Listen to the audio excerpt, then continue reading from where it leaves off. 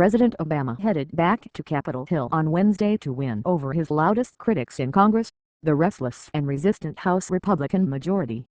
After his session Tuesday with Senate Democrats, the president was to spend an hour with Speaker John Boehner and the 231 other House Republicans, who have regularly tangled with the White House and Senate Democrats over tax and spending policy. The fight is being renewed this week as House Republicans unveil their budget, calling for a repeal of the new healthcare law and a major overhaul of Medicare. Senate Democrats prepared to release their own plan on Wednesday, which would raise new revenues through tax increases and call for new public investment. As some Republicans left the meeting early, they were not exactly sounding optimistic about a grand compromise. Well, he doesn't want to balance the budget in 10 years, and he wants tax increases and he wants new spending, said Representative Darrell Issett of California. But other than that, we're close. Mr. Obama spoke for about 25 minutes before taking questions. Representative Howard P. McKeon, Republican of California, said that military spending did not come up, though he wished it had, and that the president talked about tax reform and said balancing the budget within 10 years was not his top priority. Representative John Carter, Republican of Texas, said Mr. Obama indicated, but did not say outright, that he would support the Keystone XL pipeline. Other issues that came up, attendees said, included immigration, guns and Israel. A topic on which the group seemed able to reach at least a modicum of compromise was entitlement reform. He said he's willing to look at them, without any specifics, if we're willing to give him what he wants, Mr. Carter said. At one point, a member of the White House staff interrupted and handed the president a note informing him that a new pope had been chosen. Someone shouted out, "Does this mean White House tours are open?" To which the president responded, "Vatican tours are." Representative Paul D. Ryan, Republican of Wisconsin, sounded cautiously optimistic. The president, he said, did himself some good. Mr. Ryan, walking out of the meeting, then joked that the real question he wanted answered was who the new pope was. The competing budgets and the Republican refusal to entertain additional tax revenues seemed to raise new questions in the president's mind about whether a broad budget deal was achievable, even before his talk with the House Republicans.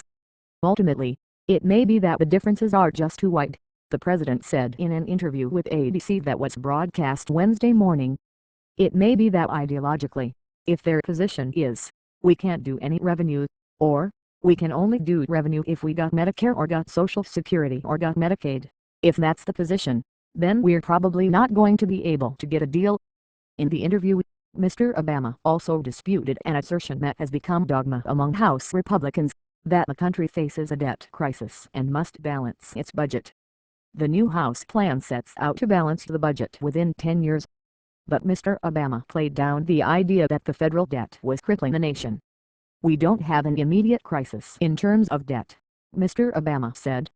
He also said the failure to get a big deal would not send the economy into a tailspin. That won't create a crisis," he said on ABC. "It just means that we will have missed an opportunity. I think that opportunity is there and I'm going to make sure that they know that I'm prepared to work with them." Republican lawmakers quickly disputed the president's contention that the debt did not represent a crisis, as budget hearings got underway in both houses of Congress. Senator John Cornyn of Texas, the number 2 Senate Republican, took to the Senate floor on Wednesday to say he was shocked at the president's words. Across the rotunda in the House, Representative Sean Duffy of Wisconsin, the Republican member of the House Budget Committee, said that if Democrats would not agree to bring the budget into balance, there could be no deal. "The problem is we have no one to compromise with," Mr. Duffy said. "If they won't give us a proposal to balance it, there's no room for negotiation."